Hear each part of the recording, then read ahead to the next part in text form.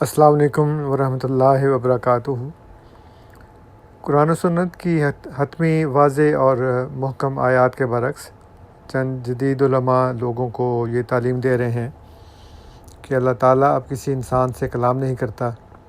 اور اب وحی کا نزول بند ہو چکا ہے۔ ان کے نزدیک دین کے اکمل ہونے اور نبی اکرم حضرت محمد صلی اللہ علیہ وآلہ وسلم پر نبوت ختم ہونے کا یہی مطلب ہے۔ اس ویڈیو کے ذریعے میں قرآن مجید سے ان کے اس پروپیگنڈے کا رد کرتے ہوئے لوگوں کو نہ صرف حقیقت سے آگاہ کر رہا ہوں بلکہ ان علماء سے بھی یہ مطالبہ کرتا ہوں کہ وہ ان آیات کی روشنی میں اپنے موقف کا جائزہ لیں، اور اگر وہ میرے اس فہم کی دلائل قرآنی سے تردید کرنا چاہیں تو ضرور کریں، لیکن اگر وہ ایسا نہیں کریں گے تو ان کی خاموشی میرے موقف کی صداقت ثابت کر دے گی، جو ان آیات کی روشنی میں یہ ہے کہ اگرچہ دین اسلام ایک اکمل یعنی پرفیکٹ دین ہے جس میں مزید بہتری یا تبدیلی کی کوئی گنجائش نہیں ہے، اور نبی اکرم حضرت محمد صلی اللہ علیہ وآلہ وسلم پر شریعت والی نبوت ختم ہو چکی ہے، لیکن اس کے باوجود اللہ تعالیٰ کا انسانوں سے کلام بند نہیں ہوا۔ اس سلسلے میں سب سے پہلی آیت سورہ الاعراف کی آیت نمبر 149 ہے، جس میں اللہ تعالیٰ بنی اسرائیل کے بچڑے کے خدا نہ ہونے کی یہ دلیل بیان فرماتا ہے کہ جو کلام نہیں کرتا وہ خدا نہیں ہو سکتا۔ دوسری آیت سورہ حامیم السجدہ کی آیت نمبر 31 ہے، جس میں اللہ تعالیٰ اپنی ربوبیت پر استقامت رکھنے والوں پر فرشتوں کے نزول اور ان کے ساتھ مکالمہ بیان فرماتا ہے۔ تیسری آیت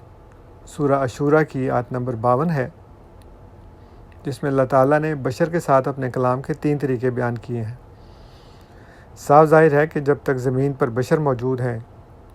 تب تک اللہ تعالیٰ کا بشر سے ان 3 طریقوں سے کلام ممکن ہے۔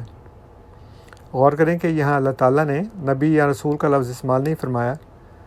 بلکہ بشر کہہ کر کلام کے امکان کو وسیع کر دیا ہے اور اسے تمام بنی نوع انسان پر پھیلا دیا ہے۔ اور چوتھی آیت سورہ الحدید کی آیت 17 اور 18 ہیں، جس میں اللہ تعالیٰ نے مردہ زمین کو بارش کے ذریعے زندہ کرنے کی تمثیل بیان کی ہے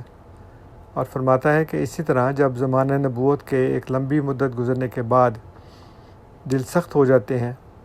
تو پھر وحی الہی کے ذریعے انہیں دوبارہ نرم اور زندہ کیا جاتا ہے۔ اور آخر میں عبید اللہ علیم صاحب کا حسب حال شعر کہ اب کہیں بولتا نہیں غیب جو کھولتا نہیں، ایسا اگر کوئی خدا تم نے بنا لیا تو کیا۔ امید ہے کہ اس ویڈیو کو دیکھنے والے تمام دوست احباب اس سے فائدہ اٹھاتے ہوئے قرآن مجید کی حقیقی تعلیم کو اپنائیں گے، اور علماء حضرات جو قرآن مخالف عقیدہ رکھتے ہیں اپنے موقف پر نظر ثانی فرمائیں گے یا بدلائل تردید فرمائیں گے۔ جزاکم اللہ تعالیٰ احسن الجزاء۔ السلام علیکم ورحمۃ اللہ وبرکاتہ۔